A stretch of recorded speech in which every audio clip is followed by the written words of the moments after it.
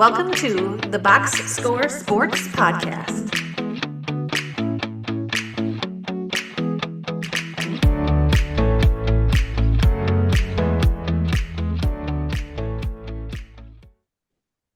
Welcome back, everybody, to the Box Score Sports YouTube channel. On this clip, we're going to continue our NBA season previews, and we're going to talk about the Indiana Pacers. If you want to let us know your thoughts in the comments below, predictions about this season, please do. Don't forget to like and subscribe to the channel. Clint, let's go ahead and talk about the Pacers. They finished 52-32. Very surprised playoff run. They got to the finals and lost in seven. Was it seven or six? Seven. Seven, yeah. So, and that was even after I think Halliburton got injured in Game 7. Re-signed Bradley and Jackson, Neesmith and Wiseman. I just wanted to say Wiseman, props to the Pacers for doing that because he blew his Achilles right last year. So good for them. They lost Miles Turner and then Halliburton's probably out for the year. So that's what's going on with them. So, strength. What is the Pacers' biggest strength going into the season here for you, Clint? Their biggest strength is still their style of play. Mm-hmm. I mean, I think more teams are going to try to emulate it because it's been so successful for them the last 2 years. You're obviously going to have, it's hard to duplicate the original, what the Pacers did. But I still think their style of play, and they play hard, at least for the first half of the season and see how it goes. It will be a strength, and it'll catch teams off guard. You mentioned all the losses, which we're going to get to, and we'll pile on. But that intensity, that picking the ball up full court, catching, getting the rebound and running, is by far probably their biggest strength. That no matter who's in or out, they just keep up that rhythm. Tempo. Yeah, I had tempo, right? Yeah, so like the tempo offensively, defensively. Totally agree with you. On top of that, coaching, Rick Carlisle, probably one of the best coaches in the league, top 5.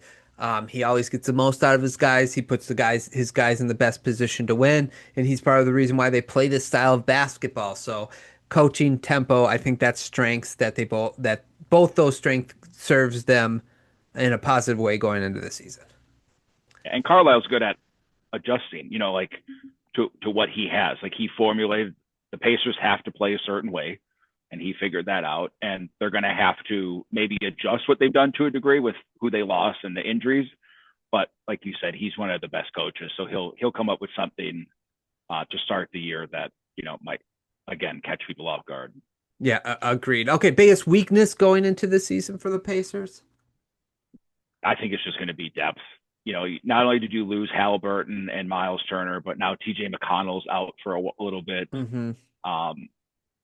That's just a lot to lose and to fill with, other guys. And, their benefit before was you had this depth and you could play at this pace and this tempo because you would just interchange these guys out. Mm-hmm. And you're like, hey, TJ McConnell comes in for 10, 20 minutes, runs his little heart out, does TJ McConnell things, and then you bring in something new.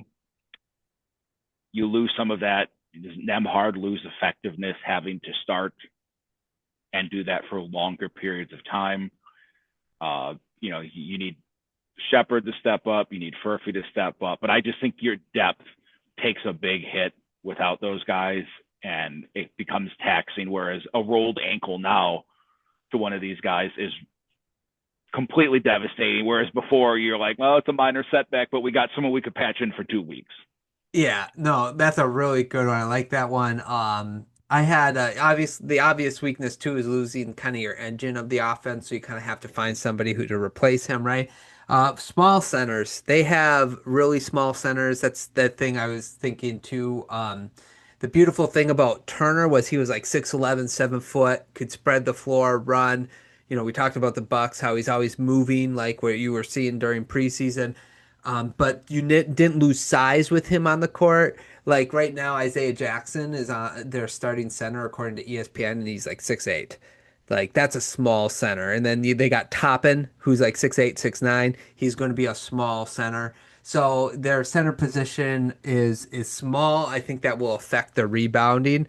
And so if that's going to affect the rebounding, that could also affect the tempo in which they play because they might need more people to crash the boards to be a successful rebounding team with having such a small team. Yeah, and Jay Huff, he's probably there. He's 7-1, but he's like unproven, and he's shown some flashes. Where there's some people in the league that are like, "Oh, Jay Huff, he has some shooting," but we've only seen it in small ones, and that's asking a lot. Yeah, that's fair. That's fair. I mean, and Wiseman's tall too, but I'm like the fact that Jackson's their number one and Toppin was their backup center last year, right? He played center minutes. That's who you're kind of relying on in my mind, those two. So we'll see if that works out for them, or if one of those two other guys pop, or I don't know if Wiseman will ever, but big question for the Pacers going into the season. Well, I think the big question is how long do they keep pushing? Mm. Halliburton sounds like he's going to sit the year, probably smart.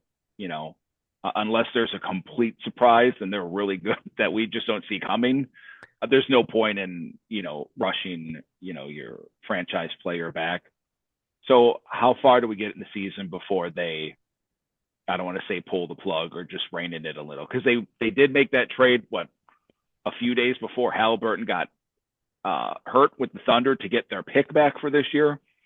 So there is incentive to perhaps rein it in a little instead of putting, taxing miles and minutes on some of these guys, especially Siakam. He's starting to get up there. If you think we want to continue, we can be competitive again.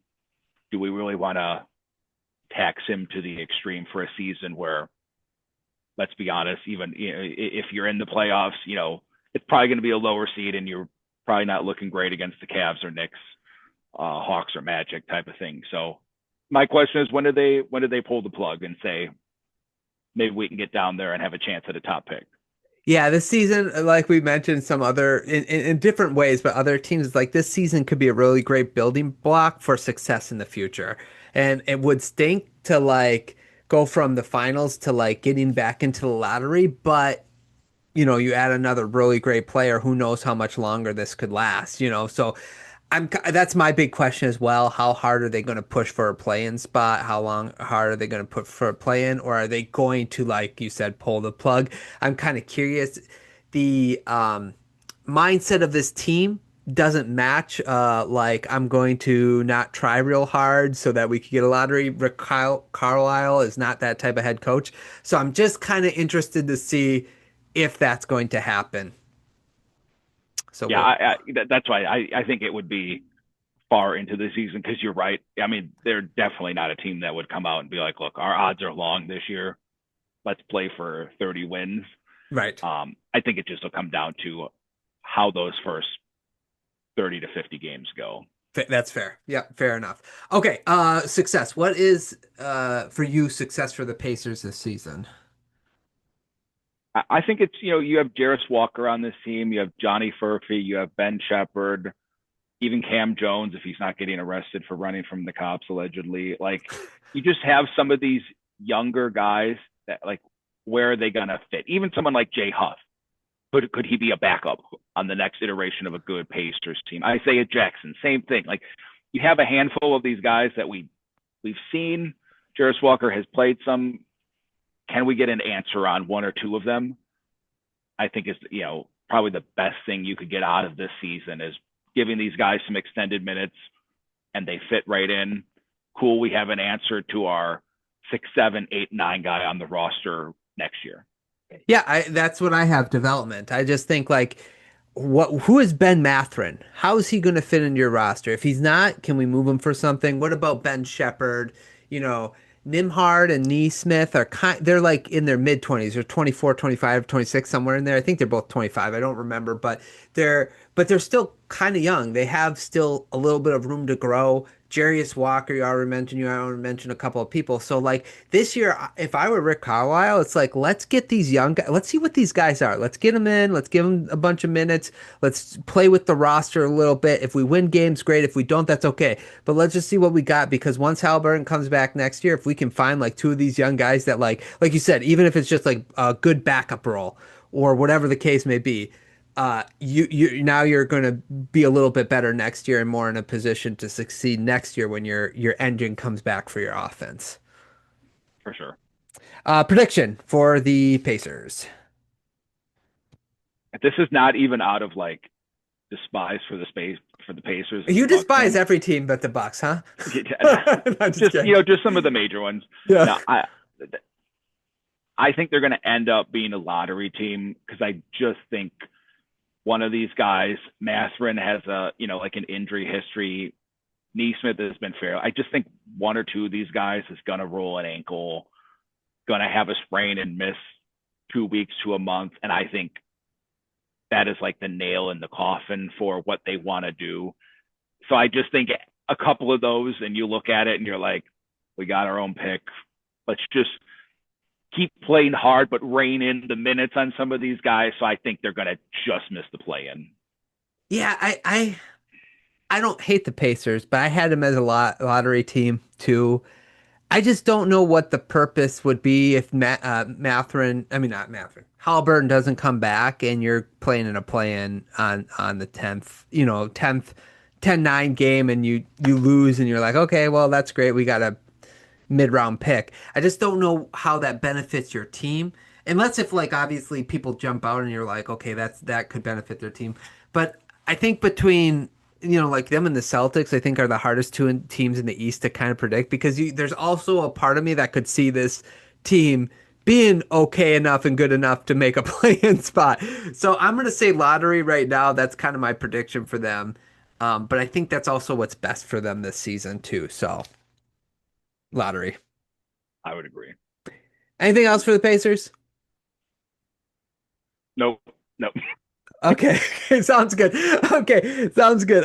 Thanks everybody for watching. Again, let us know in the comments section down below your thoughts on the Pacers this coming season. Please like the video, subscribe to the channel if you like what you hear, and thanks so much for watching. We'll talk to you guys real soon. Thanks so much for watching this clip of the Box Score Sports Podcast. I hope you guys enjoyed. If you haven't yet, please subscribe to our channel. Follow us on Instagram and Twitter or X. And we'll talk to you guys real soon. See ya.